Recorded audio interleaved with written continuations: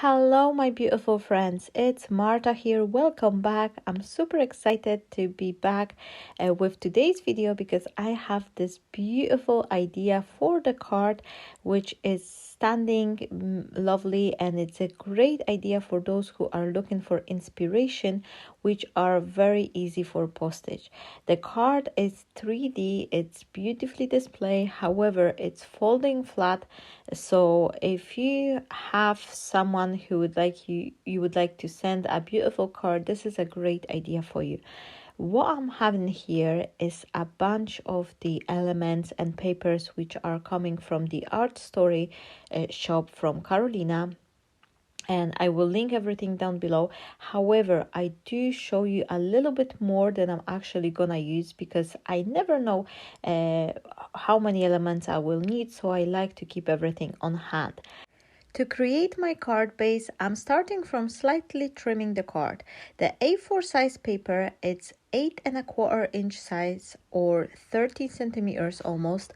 So to make the job easier, I am just slightly trimming it to 8 inches or 28 centimeters, which are easily divided to 4 panels. So if you work in an imperial metric, you will trim it down to 8 inches and score every 2 inches.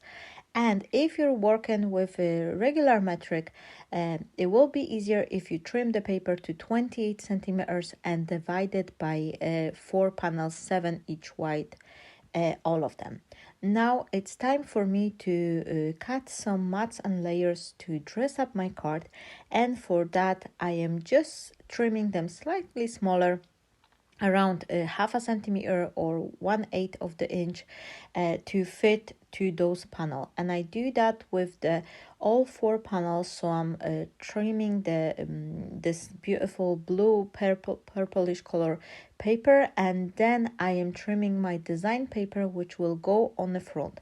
And each time for the another layer, I am just going down by 1/8 of the inch or 1/2 centimeters, and this way I have this beautiful frame to go around my panels. Now, very important thing, if you are working with the design paper which has this lovely design, it's not like a polka dot or stripes, it's always a good idea to keep the elements in order. So as you can see here, I have my panels and I'm keeping them in the same order, so this way I will have this nice continuation of the pattern.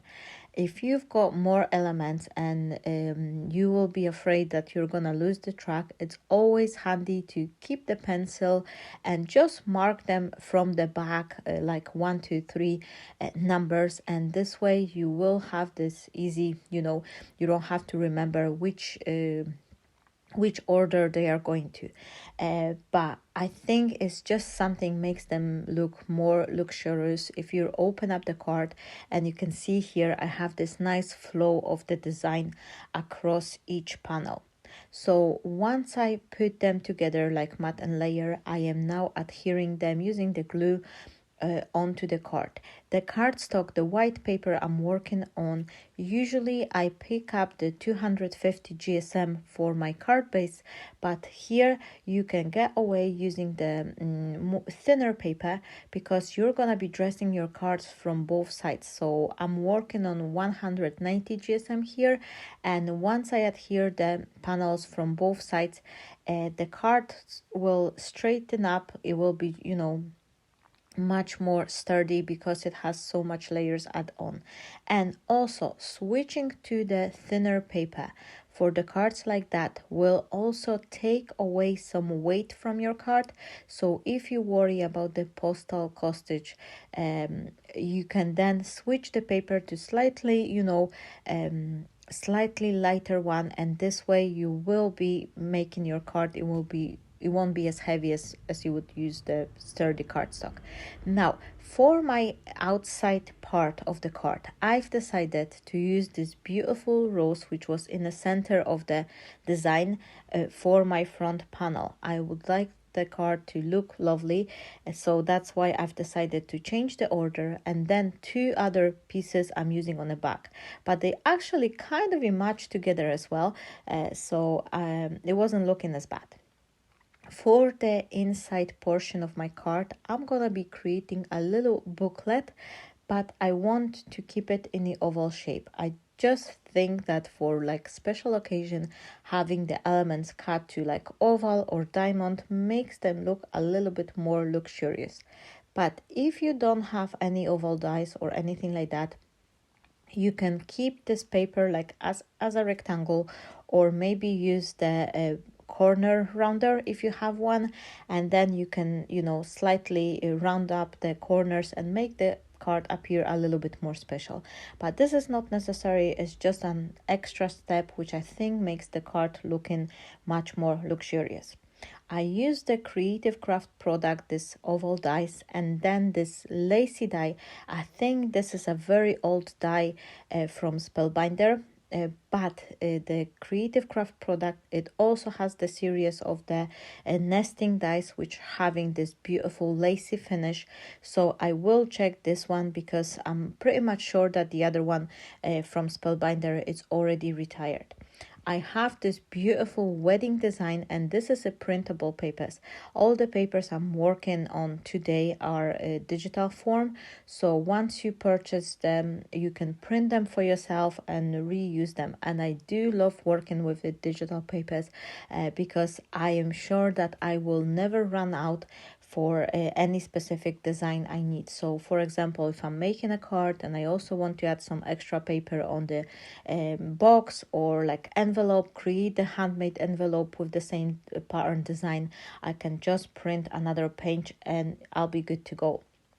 Here I have this little design. You can see here I've printed 4 of them on one page, and this is also another convenience of working with digital design, is that you can resize them. You can print them as a full A4 size page or resize them to A5, A6 as I did here. You can even print 4 design on one page and have them smaller, whatever you need. I've decided to ink up a little bit the wedding couple just so I have a little bit more difference, and this white matte layer will be more visible, and then I am gluing everything together. Now for this type of the card, you actually have to dress up the insert panels before we will adhere them into the card, because once this little like a oval booklet will be attached to the card, it's not gonna stay flat anymore. So it will be harder to attach all the floral composition and design, and this is why I am just working on this booklet until it's fully finished, and then as a last step I will attach it to my card base.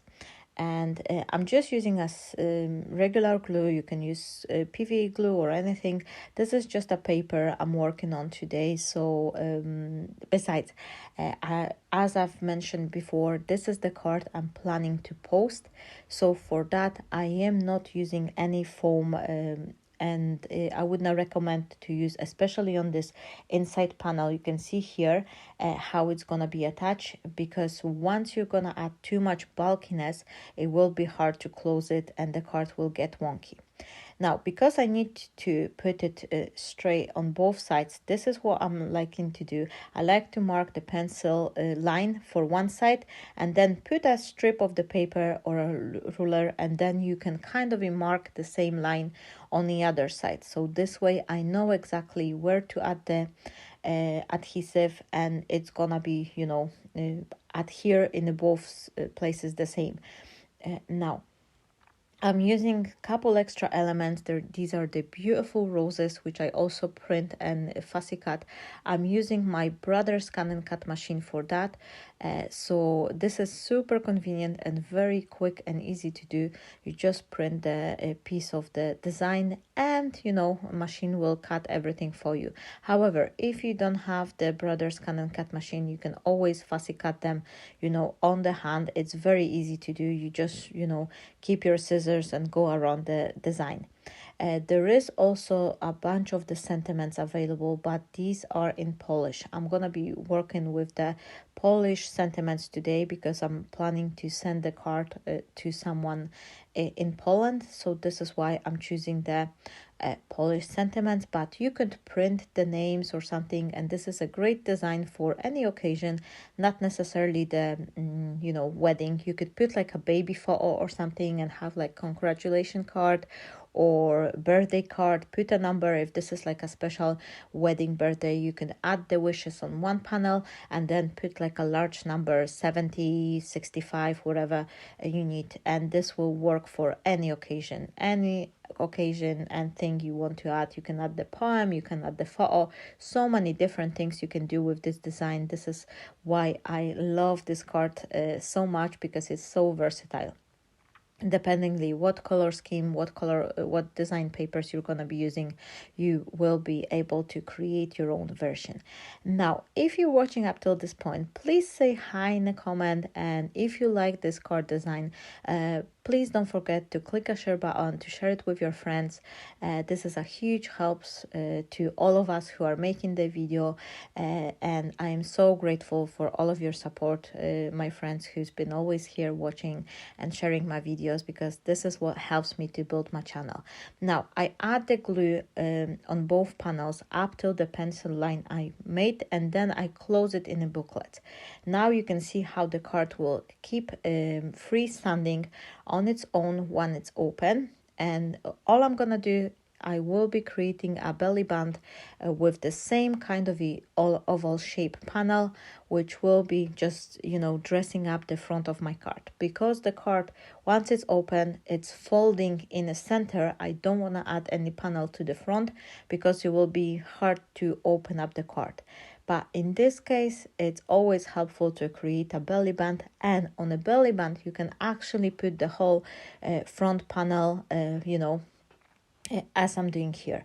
I'm using the same dies, and the pictures are coming from the English breakfast collection, which I also resize and print 4 on a one page, and I use one of them on the inside and the other one on the front panel, and these are just gorgeous. I absolutely love this beautiful shabby chic style elements. These are just gorgeous, and I love them. Now I'm creating the belly band, so for that I trimmed the paper. I think it was like a 2 inches or maybe 1.5. I can't remember the measurement now, but all you really need is just a piece of the paper. You wrap it around your design. Make sure it's not too tight, so you're not gonna be struggling with taking it off and back, and just kind of press it until it stay in place. I like to use the hot glue to close my belly bands because it's catching up quickly, and it allow me to slightly move the paper until I'm happy. Now I'm adding a drop of the glue, but only to the belly band. I don't want to add it to the panel because I don't want glue to squeeze out and unfortunately, by mistake, just glue to the card. So you always add the glue to the belly band, and once you adhere the central piece, you can then add a tiny drop of the glue to both sides just to adhere more if you needed to adhere this panel. Now I am building up the front composition, and here, if you're gonna be given this card by hand, not sending it through the post, and you would like to make it more dimensional, this is your space for adding all those like handmade flowers, ribbons, whatever you need, if you would like to create this card to be more dimensional and bulky. But as I said, because I'm gonna be posting it, I'm keeping it relatively flat. Last bit, I'm adding couple of the picture with the wedding bands, and then I will dress up the card with couple of the butterflies. The butterflies are the only one thing which are gonna add a little bit of the dimension, because I only adhere them in the center. But once I put my card to the envelope, it will flatten up, so it will be just easy for posting. So this is my card idea for today. I hope you enjoy it. And thank you once again, everyone, for staying here on my YouTube channel and watching my videos. I hope you will enjoy it. And if you create your own version of this card, please share it on our group, which is called Drop of Inspiration. I should be coming back with another video shortly. However, I am so close to moving home now that I'm already focusing on the packing, so I may be coming with couple like a less regular videos here and there. So please subscribe if you don't want to miss any more inspiration coming from me. Thank you so much for watching once again, and I am wishing you all a fabulous week. Happy crafting, everyone, and bye-bye.